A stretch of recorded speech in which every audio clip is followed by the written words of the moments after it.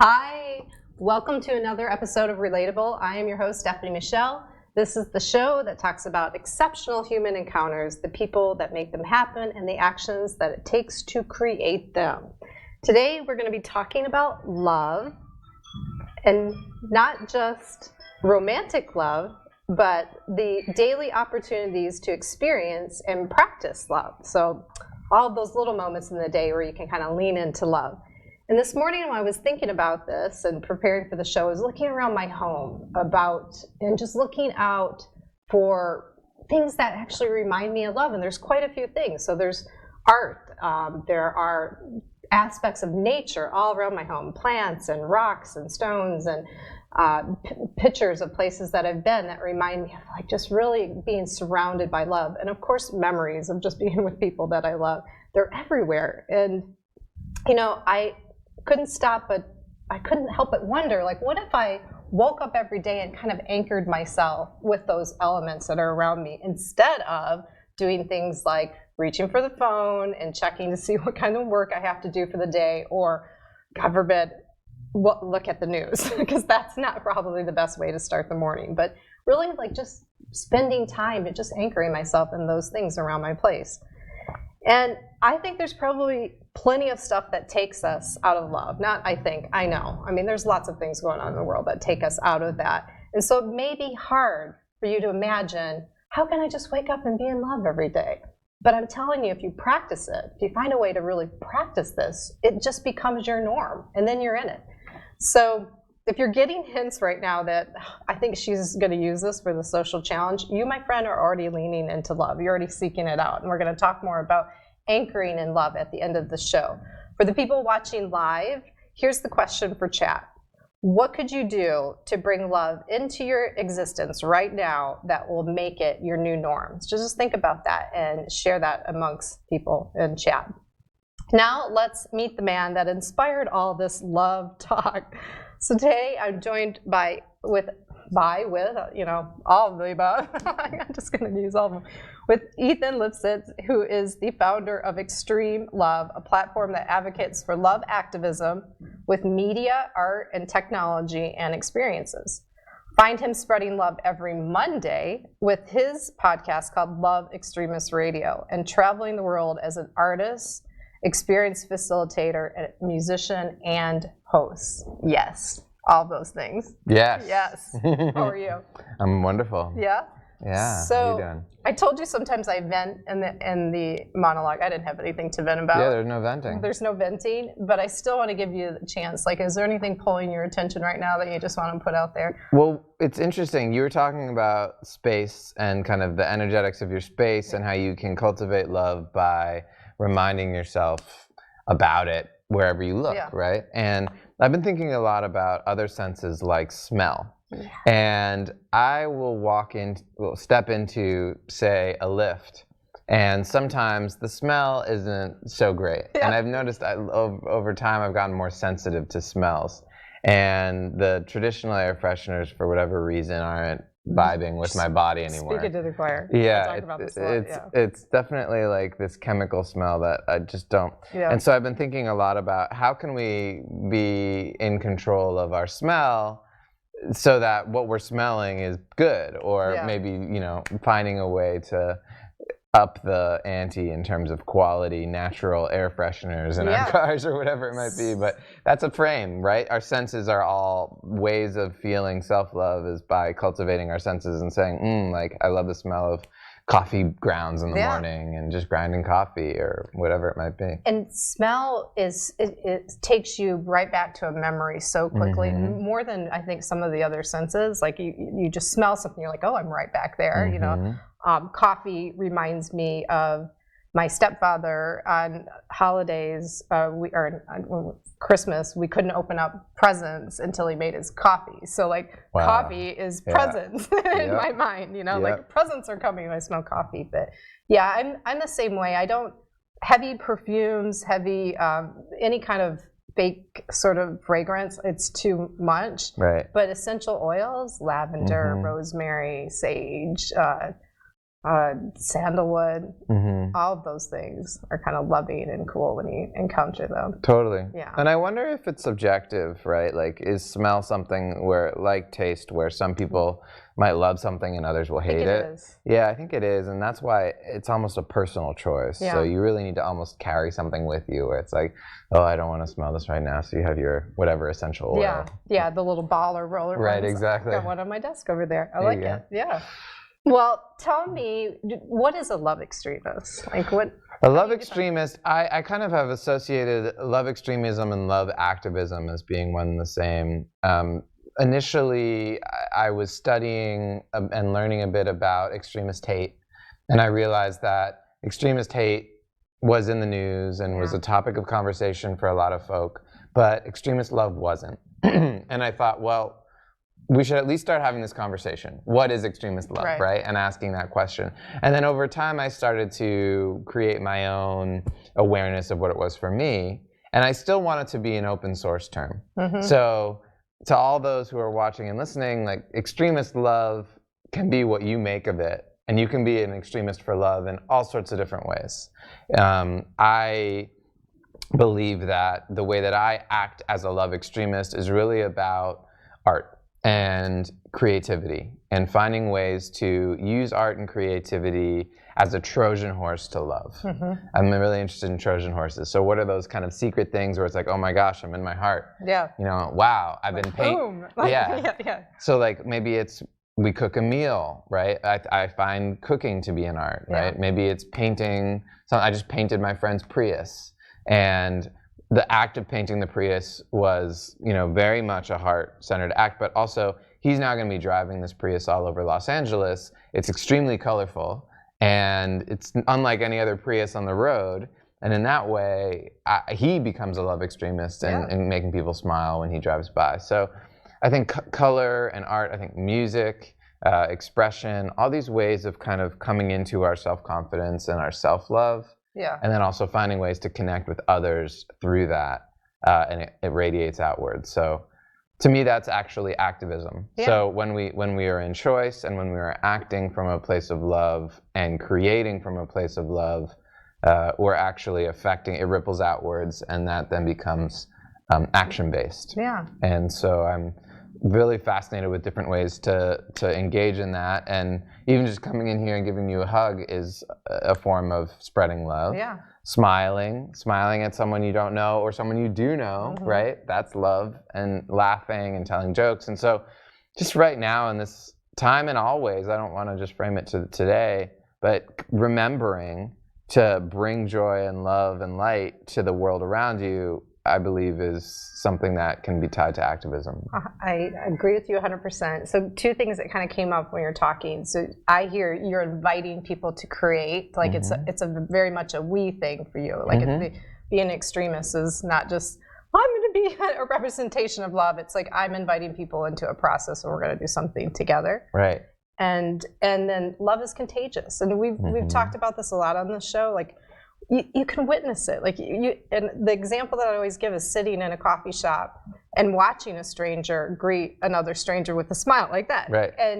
And the person, when the person receives it, and then they smile, and then people around are lifted, and then they both walk out lifted, different body language, as opposed to the opposite. You know, if someone tries that and the person doesn't receive it, and it just deadpans, and there's nothing contagious about that experience. It's just, you know, so these little things, like you don't know how much they can affect somebody's day, you know?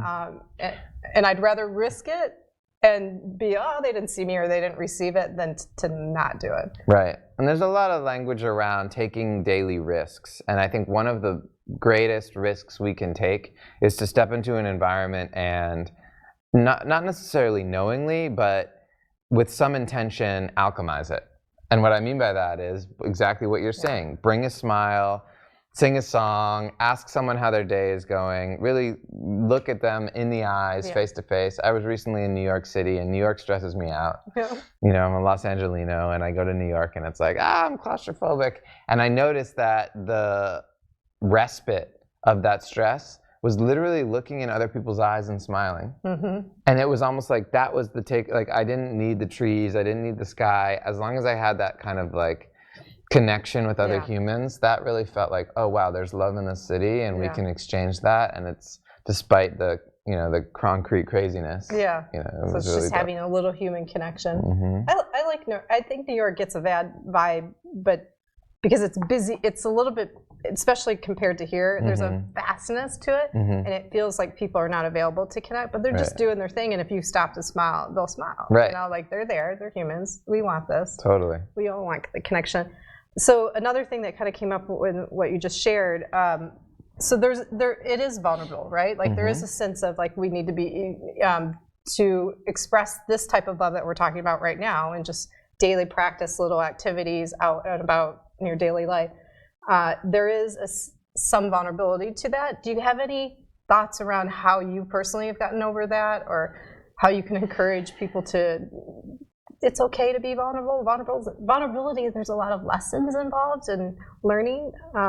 Yeah, well, I think vulnerability is actually the greatest strength. I was just having a conversation with some of my friends about this last night. Many of us are seeking authenticity in a time when things are fabricated and oftentimes not feeling authentic.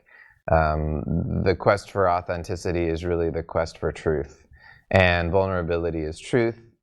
Truth is love, right? So to me, those things are all kind of in the family. And when we realize we all have our vulnerabilities, we all have our insecurities, we're actually able to love someone more deeply and see them as they are.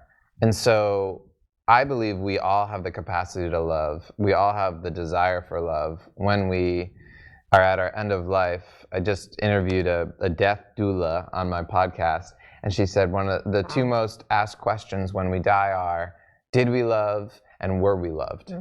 And so if we come back to that and realize every human being on the planet is really seeking or acting from a place of searching for or craving love, and whether they've experienced it in their life or not, they're looking for that. And so vulnerability is an access point.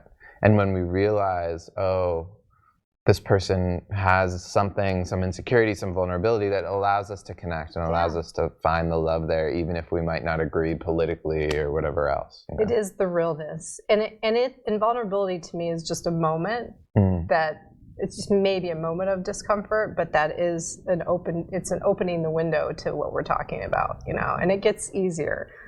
It doesn't mean if you are, I sometimes call myself a vulnerability extremist because I'm uncomfortable a lot, and there's reasons for that, but as I move through those, there's less times where I'm vulnerable, it becomes easy, and it doesn't mean there's not going to be something that comes up and like, ooh, I'm really feeling it, but I've practiced it enough that when I feel it, that I have a way to go through it. I don't stop myself from having that experience, and something beautiful does happen from that, because I do, it's such a nice human encounter when someone sees you a little bit vulnerable and it's like, oh, let me help you out. Well, there's triumph in that, right? Like overcoming that initial fear perhaps of being exposed or sharing something that you don't necessarily normally share. Once you get past that, it's like triumphant. It's like, oh, let this off my chest. I feel so much better. Wow, like I have a friendship now, and conversations go deeper. So. And then you have that goofy memory or whatever it was. Remember that silly time that we did this? Yeah, exactly. Well, so this is you, and I feel this, like every word that you're saying, like it's like you're really settled into talking about this. Was there a pivotal moment that kind of got to you to where you are? Because someone could look at you and go, he's a young guy. He's like very old soul. He's got this, he's really talking something that like he seems to own. Like, were you ever not a love extremist? Well, I think I was brought up in an incredibly loving environment, and art has always been my religion. And so I've always gravitated towards color and expression and music and movement and just various forms of expression to cultivate my own self-worth and also that of those around me. I came to Los Angeles in 2008 and founded a custom clothing company that was really designed to empower others to create. So I've always had this like sense that it's not about being kind of the controlling factor, but rather finding ways to share, control, and empower others to find their creativity. And that's always been something that I've believed in. And about 10 years into being CEO of this business, I suffered a seizure in my sleep.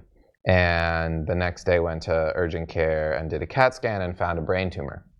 And so about 1.5 years ago, I was diagnosed with brain cancer.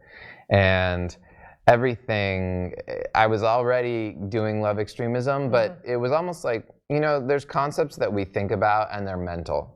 And then you have an experience, sometimes traumatic, sometimes otherwise out of body, where things get processed and your body takes it on. And my diagnosis actually made my entire cellular structure reorient around love extremism and shift from my identity as an entrepreneur into my identity as a love activist.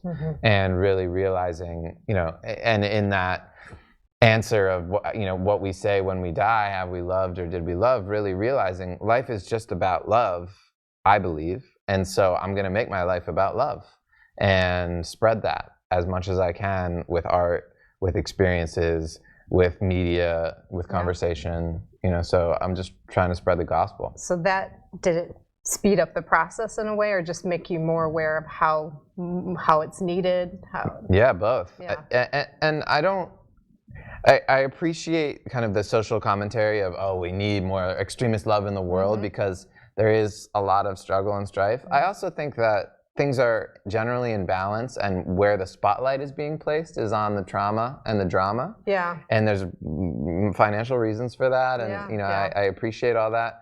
And I believe that there should also be economic incentives to celebrate and to be relating, right? And to be finding the spaces for love. So that's kind of my mission, and really building media and experiences around love. And yeah, it did happen pretty quickly when I had my diagnosis, but also like it's an ongoing thing. And I experienced, like, I was starting to ask the question, what's beyond love, right? And thinking about oneness and this concept of us all being connected, and this kind of myth of the individual above the collective. And really, you know, we're realizing with our planet and the way that things are going, it's not going to fly. You know, we can't continue to honor the mythical individual who's all power and all knowing. It actually is going to require us all to come together. I've started to evolve on that too. I feel that, I started to have dreams of people connected through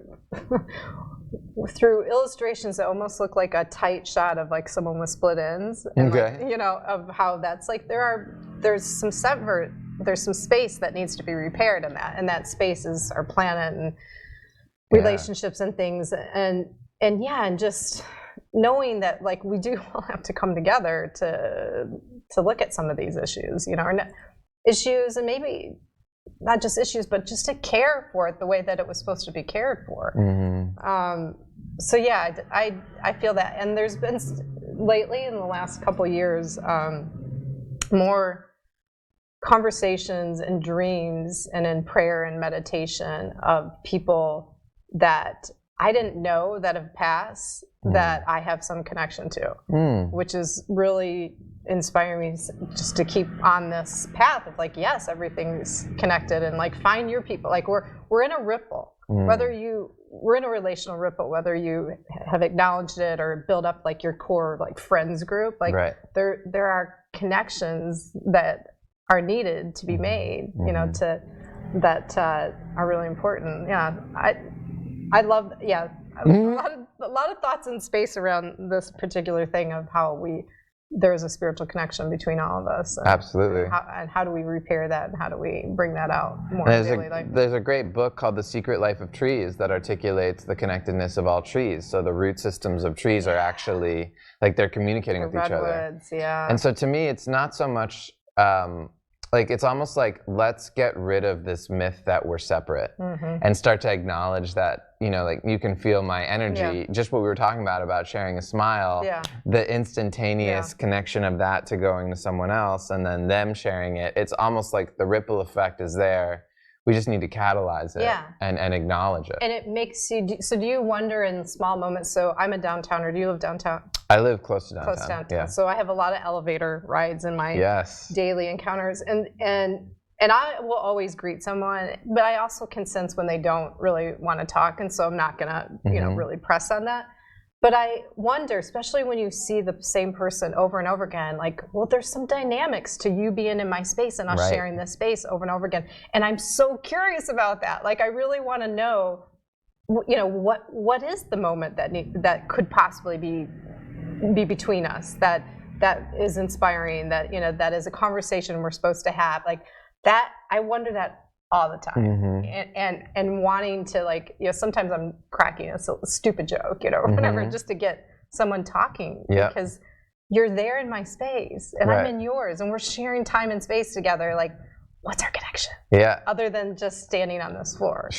I think about that. Elevators are some of the most potent environments for cracking that, like, kind of ice of, you know, we're separate, we're not here. It's like, no, you're here. You can feel the person. They're there, and you can choose to acknowledge and connect with them or not. One of the most euphoric experiences I've had in an elevator was I brought a guitar into an elevator at a conference and was in it for maybe an hour. And you stayed in the elevator? Yeah, and I was just playing songs with some friends, and people would come in and come out, but the whole elevator would sing. And sometimes it would be one person would come in and he'd just start freestyling or like singing along, and sometimes it would be like 20 people packed in the elevator, and we'd just be riding it up and down. We were on a cruise ship at this conference. It was crazy. And it was just a euphoric experience, and I think, we can take these strange environments and turn them into places of connection and love. Do you... I consider that a social activity or kind of a social experiment. Are there other ones that come to mind that you've done that have brought some? Yeah, let's see. I mean, I find that, like, I used to have an art studio in my garage, and so just having my garage door open, some lights, creating an environment that felt kind of warm and interesting. My neighbors would come by walking their dogs or just walking by, and you start to have conversations. And people are like, oh, what are you making in there? What's going on? So that was a really cool experiment of just having something that sparks curiosity and color. And so, that was a good one. There is something about just creating a space. And it could be just a chair in a park, but as long as it's inviting, that allowing someone to come in and just co-create. And creative energy especially, we've talked about this a lot in the show, is there's just something really nice of just letting go and let that process evolve. So when you're creating with other people, and everyone's going to have some contribution to that process, and what is the result of that, like, it's pretty cool. It's always beautiful, like how that just evolves. It just kind of takes its own current and does its thing. Well, and to bring that back to love, co-creativity can be done in so many forms, right? We can sing together, we can make a meal together, we can dance together. Those are all co-creative efforts. And yet I would say the ultimate co-creation is making love and creating a child. And that becomes this creative project that, you know, sometimes is born out of love and sometimes not, but ideally, it would be, and we call that making love, and also, you know, it's co-creativity, right? And so I see that interesting kind of parallel and something there. I've said that, like, it is the ultimate expression. It's just look what we created. You know, our love created that. And there's also people who don't, you know, who are here on this planet to go beyond just family, right? I think family love is beautiful, but to be able to cultivate love in their communities, in the world, go, you know, whether it be building a business or a nonprofit or leading a school or finding a way as an artist, finding ways to spread love that goes far beyond the influence of family and into the collective is really powerful. Definitely. When you think about love and where you want to put it, do you think more from a place of it's needed here, or this is just where I want to go next? Like, this is my next project? think about it in terms of where it's needed beyond myself. Usually, I just recently started a partnership, a relationship with a woman, and so we're cultivating a dynamic of love, which is incredible and an amazing co-creative experience. But I think in order to be effective as a love activist and to really live a life of love, the thing you need to keep coming back to is self-love, and making sure that every day you have practices of self-love so that you can be a good steward of love wherever you show up. And so it's not necessarily pre-programming. I mean, certainly I have ideas and communities I want to work with, and working more with multi-generational groups, and planning a trip to Pittsburgh to work with the community that was affected by the Tree of Life synagogue shooting. And so certainly I have interest in doing this work in areas where there may have been trauma or challenge. And also, I think just showing up every day and being able to spread it in the unlikely, place wherever I can take my painted cars or whatever else. Do you drive a painted car too? Yeah, I drove a painted car here. Oh, I want to see. Well, if we have a picture, we'll share that in our archives. Yeah, I've got 3 of them that I can share. Yeah? Yeah. Ah, nice. If you want your car painted, hit me up. I'm doing it. That's what you're doing. Yeah, it's one of the things, yeah. I love it. That's a great love expression. All right, so for people listening, they're like, love, but just they like the concept, but need a little help in just kind of practicing some of the things that we're talking about, just getting started. Maybe not straight to activism, but just more self-love, really. Right, yeah. Are there things that are your go-to practices when you're having a tough day, that this is what you lean towards? Yeah, I think a lot of people are speaking about this right now, but meditation is an obvious one. But I think what meditation is speaking to is really taking care of your well-being. And well-being can be your mind, it can be your body, eating well, it can be exercise, it can be any number of things. You know best, and you can intuitively know what well-being is. For some people, well-being is having a meal that's comfort food, right? And you need to also understand well-being isn't only in the moment, it's also kind of like, how is this going to affect you longer term? So I had this diagnosis and I realized I had to change my way of life, and health became a priority for me. And also living in joy became a priority, because stress actually affects my body. And when I'm stressed, I get seizures, it can flare up inflammation in the body and can cause all sorts of problems. And I see that amongst my friends as well. And so we know what's best for us, but really attending to our well-being is a great start. Another one is realizing the mirroring that we can do around us. And so what we were talking about earlier, sharing a smile. Maybe there's a meditation called metta, which is all about envisioning the joy of someone else, and you have to start with yourself. You can't do it well and effectively until you send love to yourself and to your body, and then you can send love out to others. And just sitting with that and wishing good upon someone, then you can act on that. You can Venmo someone $5 for a coffee out of the blue, right? You could speak to a stranger on the street. There's so many ways that are small. You could find a smell that you love and keep that smell with you in your pocket, or grind some beans and conjure up a memory. Thinking about the senses and what you love. What do you love to look at? Find a book or a piece of artwork that really excites you. Maybe it's a color. Wear that color.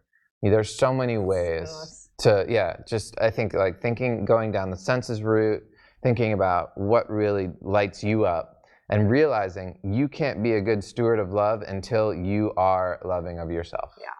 And so many folks bypass that step or aren't ready to go there. And I understand there's reasons for that.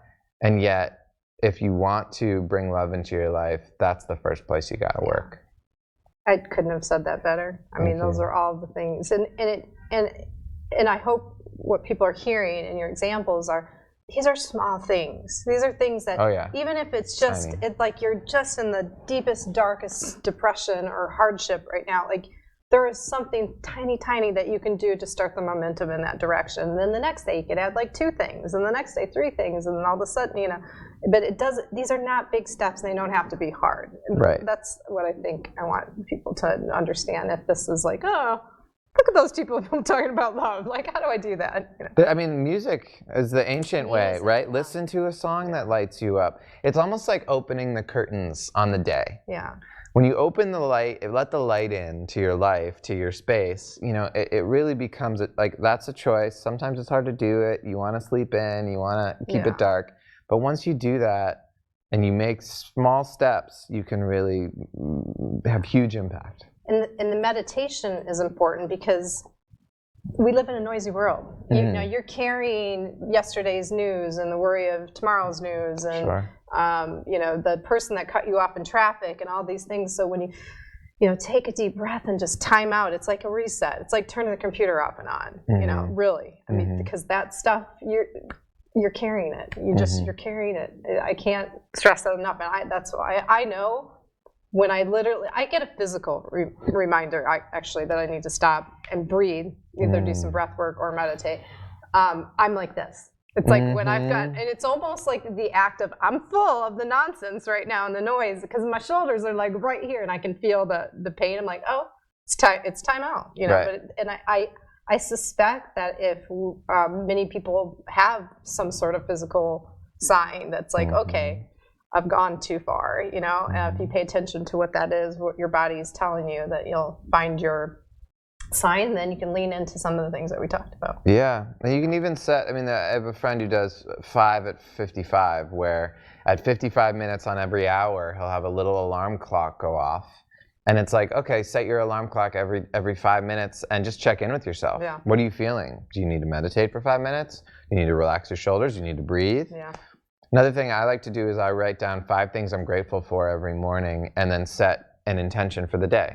And it's just a great way to just kind of think, oh my gosh, I woke up and the birds are chirping. Yeah. I love that. Or I just took a hot shower. Oh, that's the best. You know, and just appreciating the things in your life that already exist. Yeah, definitely. I was going to ask you if you had a gratefulness project or practice, because it's, again, another thing everybody talks about. It seems really simple, but it makes a difference because it's that anchoring that's happening. It's like if you're leaned into what you're grateful for, then the other things that you're not grateful for are going to be in the background. Right. They're going to be a little easier to deal with. Totally. Know? So it's a way of just anchoring yourself in love. I love that. All right. Well. Let's move on. I think that we put some good stuff out there about love. We're going to be sharing all your links so people can learn more about you and listen to his show on Monday. What time? Yeah. Well, it comes out every Monday. I usually release them at 6 a.m. But it's a podcast, so it's not live, and you can listen to it anytime you want. If you listen to podcasts, Love Extremist Radio. And it's on all the channels, all the networks. So you can wake up Monday with the doom and gloom of work and go, oh, I could listen to this podcast. There you go. Because it's there. Talk about love. Every Monday. Exactly. I love it. All right. Yeah. So speaking of love, so we have these dice on this show that help us kind of talk about our past experiences of relating, and then kind of pull out more, like what more can we learn in the moment, or maybe some future experience that we want to have. So one dice has all of the senses plus body language, and then the other one has, like, you know, we might swap a story or do something for 60 seconds or do really anything with it. So just like in relating in real life, there are no rules to this dice. It's whatever comes up, you know, whatever we're like, hey, this is what I want to talk about here. Yeah. So I'll do it first just to give an example, and then if you want to roll and let your intuition roll with you. All right, so I got hearing and then act out, is this okay or not? So so what comes to mind for me is noise level, like noise levels. Like, so when you're in a shared environment, let's say apartment complex or office space, campground, you know, all the kinds of things that there are people sharing the environment with you. What do you think what's an acceptable, like, noise level? Like, when is it, like, maybe we're not sharing this environment, or when do you check in? Oh, that's a tough one. That's a tough one, and that's a great one. Do you smile behind the camera too, because he's a musician, and we have this conversation a lot. Yeah, well, it's an interesting one.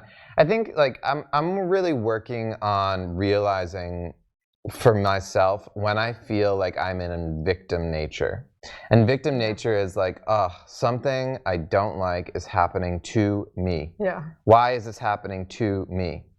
And the way that I've been flipping out of victim nature into a little bit more of an empowerment dynamic within myself is to say, I've chose this environment. I've chose the circumstances. I stepped into it. Yeah. And I need to accept the consequences and what that comes along with. And so when you're living in a city, and sometimes these things are unforeseen, right? So you might not realize until you have the experience that being in a shared building means you're going to hear construction and other noises from your neighbors. Right. I have had that experience before, and now at least the business that I'm in is in its own building. Not necessarily for that reason, because we make a lot of noise, but also, it just allows us to have more autonomy in general. I live in a quiet environment. I live in a house not far from downtown, but it's a little bit removed from the city. And I'm sensitive to the quietness and having the birds and the natural sounds versus the city sounds. And so it's about kind of learning from these experiences and realizing, okay, I am sensitive to sound, so maybe I'll get a hotel room instead of go camping, or maybe I'll camp and I'll hike into my campsite and try to find a place that's secluded and not around others. And we have these experiences, and I think it's important for us to see them all as learning. So when we're uncomfortable, it's really like, okay, I'm learning I'm uncomfortable by this. Yeah. I can reorient my life so that I'm comfortable. And we're always in control of that for the most part. And sometimes we need to ask others, and we need to set boundaries, and we need to say, you know what, if we're going to share this, let's find a win-win. Yeah, definitely. Definitely. I'm also hearing in what you just shared is when you learn about some of the discomfort or your sensitivities, then it's an opportunity for you to go, okay, well, I'll go create this environment that I need. So yes, my neighbor's been a little loud and playing music, but this weekend I'm going to go somewhere and it's just going to be quiet and I'm going to zen out and now I know I have this appreciation to no noise. Right. Yeah, I like it. Yeah. Great answer. All right, do you want to roll? Sure. Yeah, let's do this. All right. Sorry. All right. Okay, this is a hard one. Oh. Taste and act out, or is this okay or not?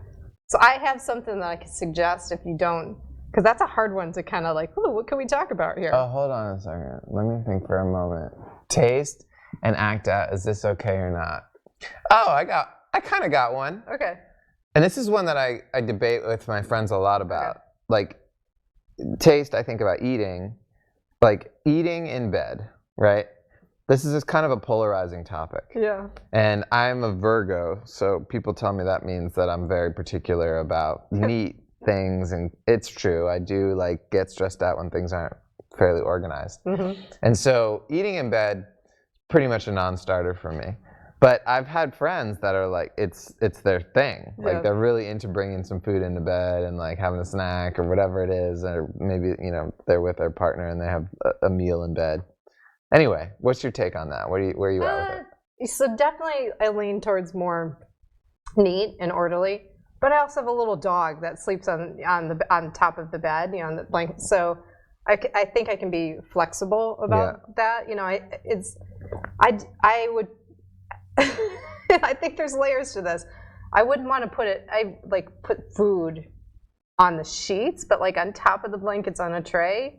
I'm okay with that. Oh, interesting. And I'd be a little, if it's contained, there's something cool and romantic about breakfast in bed or watching a movie and popcorns and snacks. I'd be okay. And I'm not so I'd maybe be a little more concerned about red wine or something, but for the most part, everything can be cleaned up.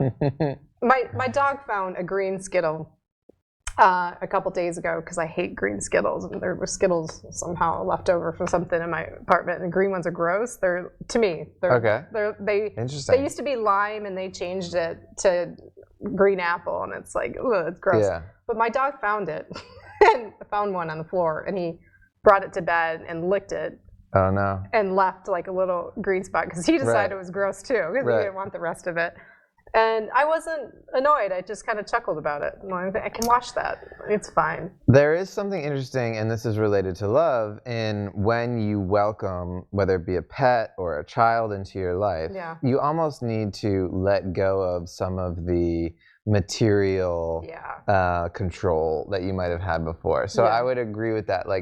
My girlfriend has a dog, and I love this dog. And yeah, sometimes she's messy or a little dirty, but you know, like she comes up on the bed every once in a while, and I enjoy hanging out with her. And you almost have to be like, you know what, I'm gonna put away my sensitivity to this so that life can go on. I also think whether we're keeping score or not, your you know, the account of like all of the loving memories with the dog or with the person are just there and so present that like something so trivial, it's like, oh my gosh, I have so much value between you and I, or you know, this dog that greets you at the door, doesn't care what you look like or if you smell bad, or you know, they love you unconditionally. There's so much of that experience where that little stuff, it's like, nah, it's not, you know, like it's just not that big of a deal, you know? Right. But it's interesting if I try to change the context. So if someone that I didn't care for too much brought a green Skittle to my bed, like how would I feel? Yeah. First of all, why are they in my bedroom? Right. Like, yeah, but yeah, it would change it a little bit. Context changes everything, right? Yeah. All right, you want so what was your thought around taste and? Oh, taste, like communicating that you have communicating something that you've just tasted is good or bad. Like how would you? You know, or how would you communicate something's not great, but you really, you know, you don't want to offend the cook. You know, we were told, I was raised in the Midwest, and you had to clean the plate. You know, that was a big deal. And we were told to take no thank you helpings. Interesting. Like even if you didn't want it, even if you didn't want the disgusting green bean casserole, you had to take a no thank you helping and eat that. Whoa. Yeah.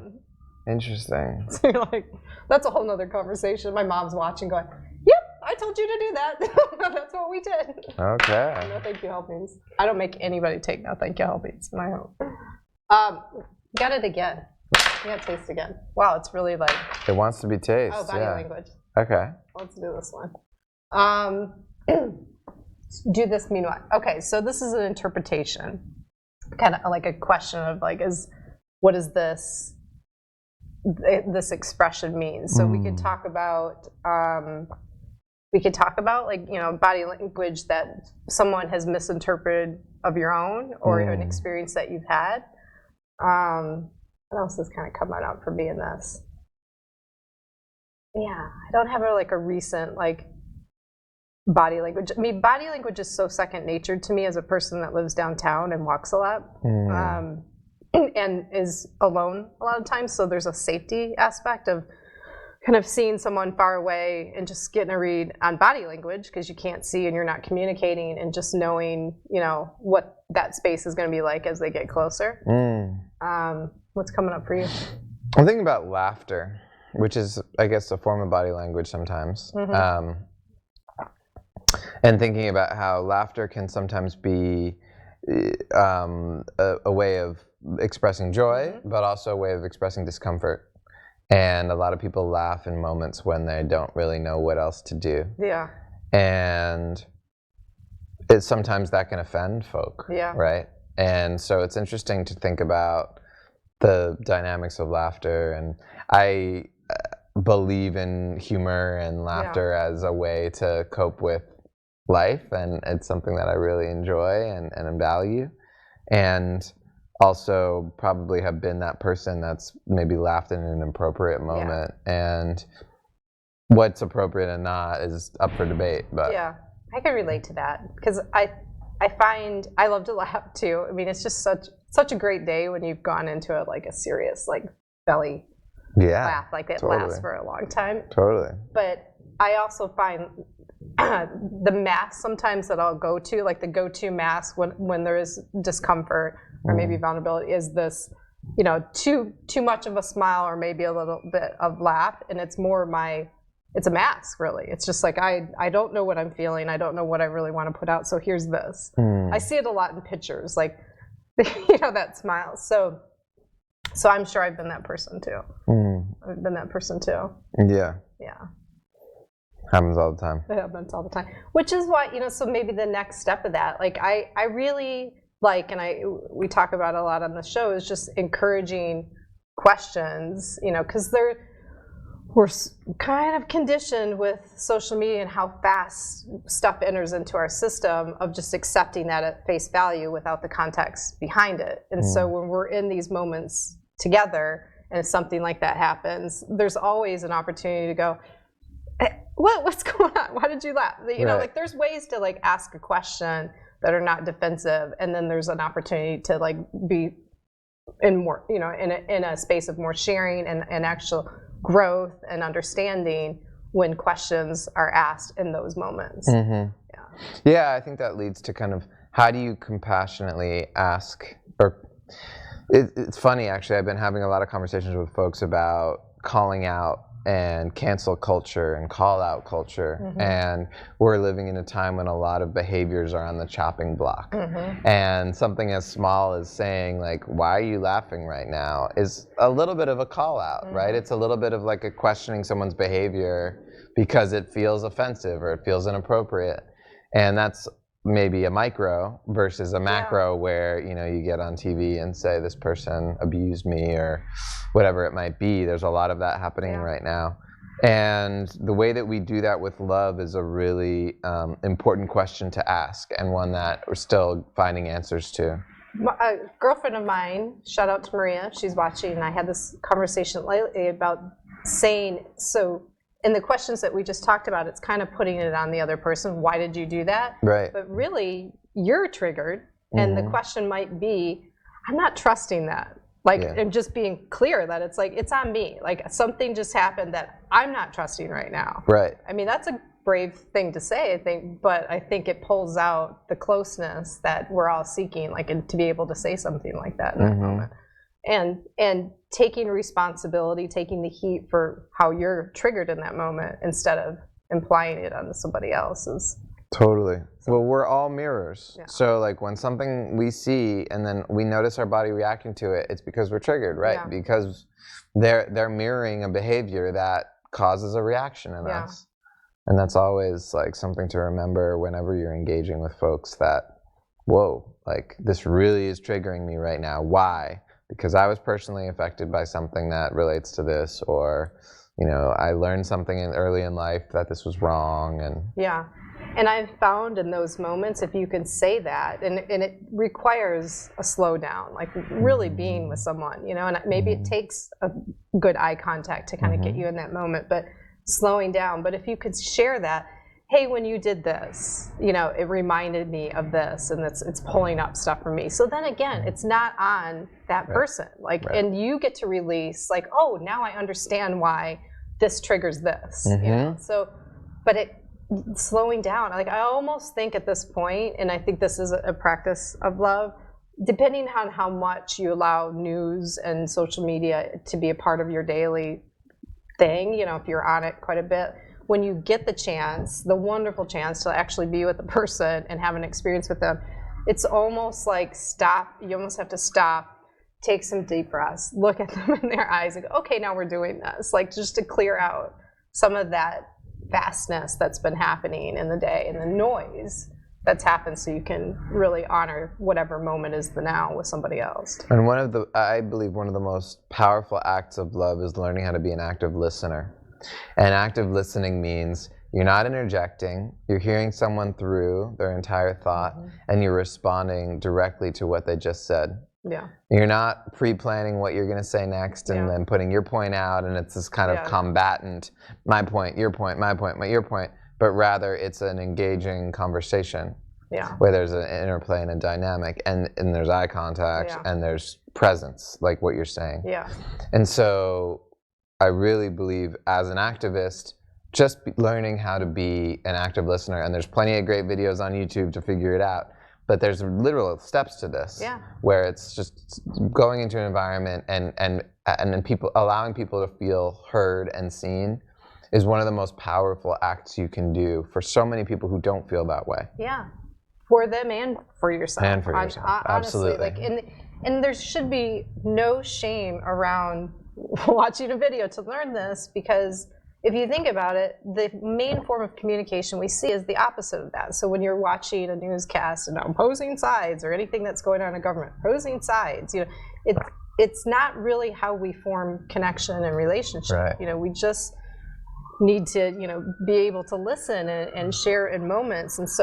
And we don't get to see a lot of it. So how would we know unless we practice or seek out the learning around it, and then have a buddy or a friend that's like, hey, let's do a little bit of this. I mean, have, you know, if you're in a relationship, have a cool down period when you get home from work where you're just active listening or no talking and then going into something, but having a little structure or boundaries around it. So you do experience yourself practicing these things to the point where it becomes norm. Right. But I think to get to that point, it requires a little bit of work if you're not seeing it in any other aspect of your life.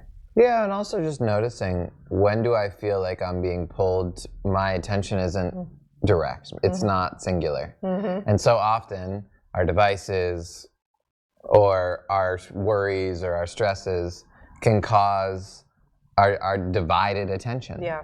And if that's divided, inevitably, you know, as much as a great multitasker you think you might be, you know, you still need to really focus in order to be effective. Absolutely. Which brings me to one of our closing questions, because we're getting to the end of our time together here. So when I talk about exceptional human encounters, what comes to mind to you? Like, I think sharing that story of the singing in the elevator was an exceptional human encounter. I think that's a great That was unbelievable.